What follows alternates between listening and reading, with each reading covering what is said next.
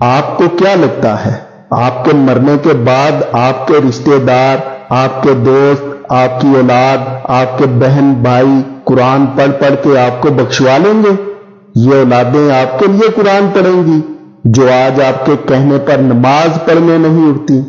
یہ رشتہ دار آپ کے لیے دعا کریں گے جن سے آپ کی لڑائیاں ہی ختم نہیں ہوتی؟ یہ دوست آپ کے لیے فاتحہ پڑھیں گے جو آج دین پہ آنے کی وجہ سے آپ کا مذاق اڑاتے ہیں؟